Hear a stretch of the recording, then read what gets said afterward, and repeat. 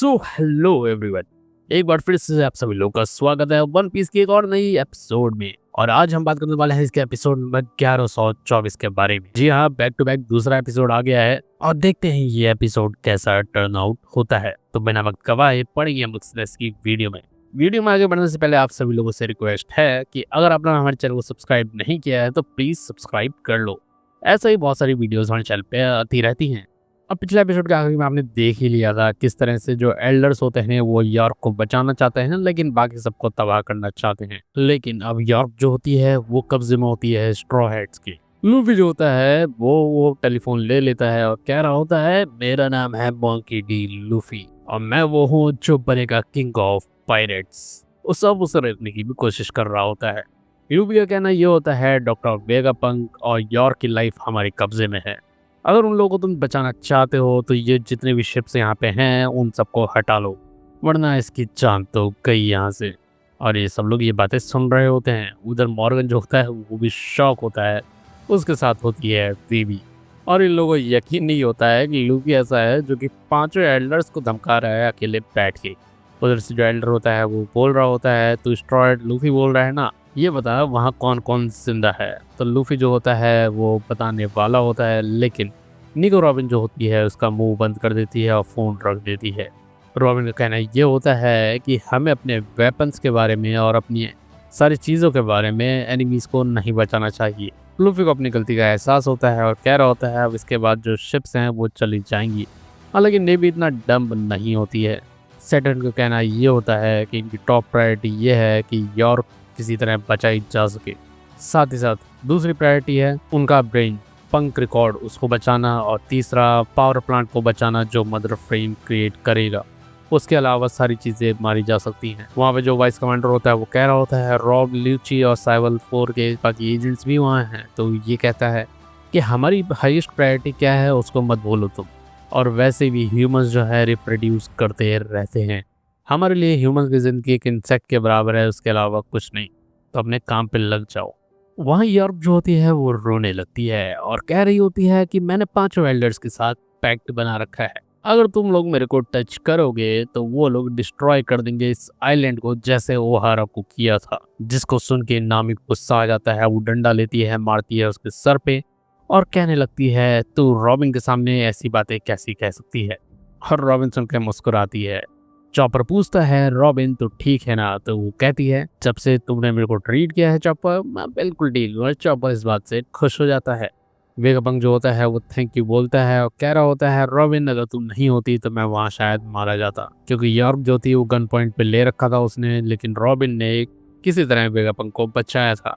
लेकिन ये चीज़ें अकेले नहीं कर सकती थी क्योंकि सेराफिम जो थे वो भी पागल हो रखे थे। तो वहाँ पे ये जो साइबरपुल का एजेंट होता है वो बचा पाता है इन लोगों को। उतने में देखने को मिलता है कि उसको भी बचाने आता है सामने से जोरो, क्योंकि 200 रुपये से वो अकेले लड़ रहा होता है। उधर देखने को मिलता है शाका जो होता है वो मर चुका होता है। पाइथागोरस और एडिसन दोनों ही बिल्कुल खत्म की तौर पे ही रहते हैं। अभी नीचे बेसमेंट में बात करने की कोशिश कर रहा होता है उसॉप, और नीचे देखने को मिलता है जो एजेंट्स होते हैं गवर्नमेंट वाले वो लोग खाना खा रहे होते हैं और बहुत लंबे टाइम बाद खा पाते हैं, जिसकी वजह से वो बहुत ज़्यादा खुश होते हैं और थैंक यू बोल रहे होते हैं। सेराफिम जो होते हैं वो एक बाउल के अंदर प्रेजेंट होते हैं, क्योंकि इन लोगों ने उनको एक ऐसे मटेरियल के अंदर बंद किया होता है जिससे किसी भी तरह का ब्लास्ट भी जो है उस बाउल को नहीं तोड़ सकता है। और ये सी एनर्जी की तरह ही काम करता है, जो किसी भी डेविल फूड की पावर को कर्व कर सकता है, दबा सकता है। फ्रैंकी जो होता है वो कह रहा होता है स्नेक मैं ग्रेटफुल हूँ कि तूने हमें पेट्रिफिकेशन से बचा लिया था, लेकिन आखिर ये कारण क्या था ये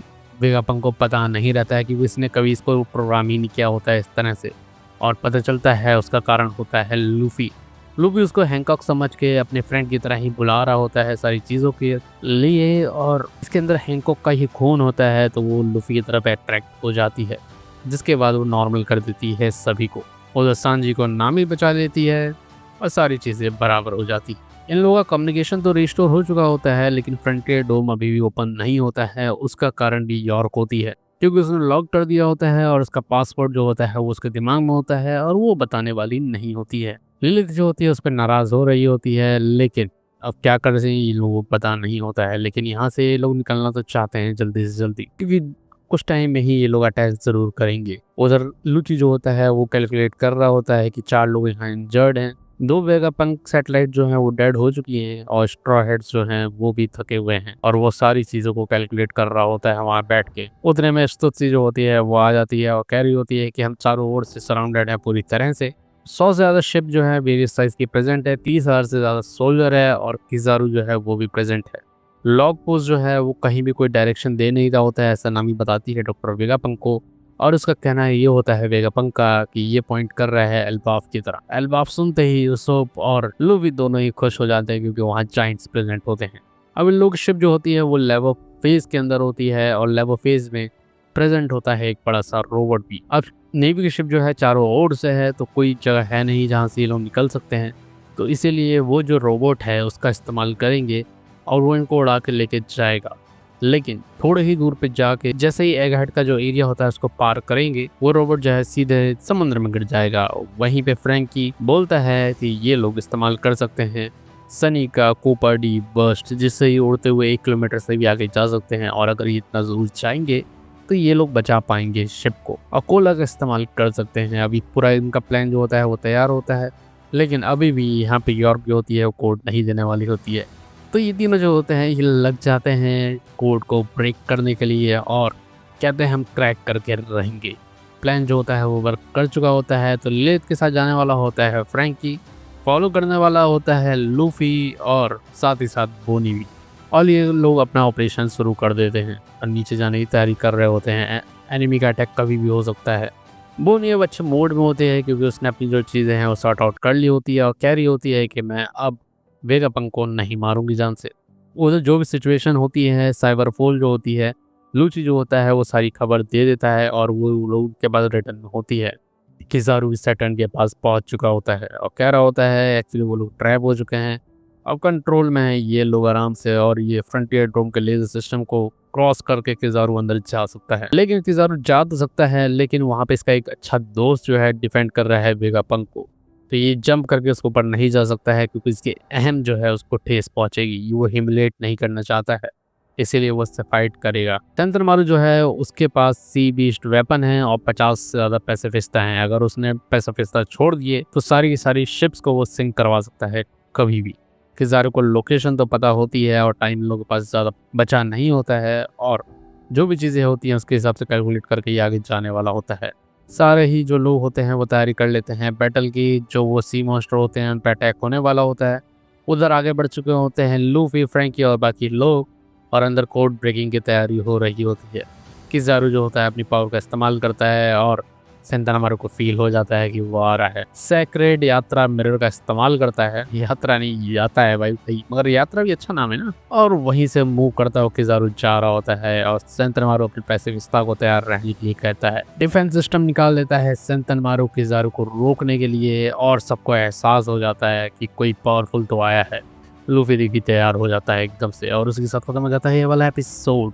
तो भाई बात की जाए कैसा था ये एपिसोड जो था काफ़ी ज़्यादा अमेजिंग था और काफ़ी एंटरटेनिंग भी। तो इस वीडियो में इतना ही रखेंगे। वीडियो पसंद आए तो वीडियो को लाइक करना, चैनल को हमारे सब्सक्राइब करना। मिलते हैं अगली वीडियो में, तब तक के लिए बाय बाय, सायोनारा, जय श्री राम।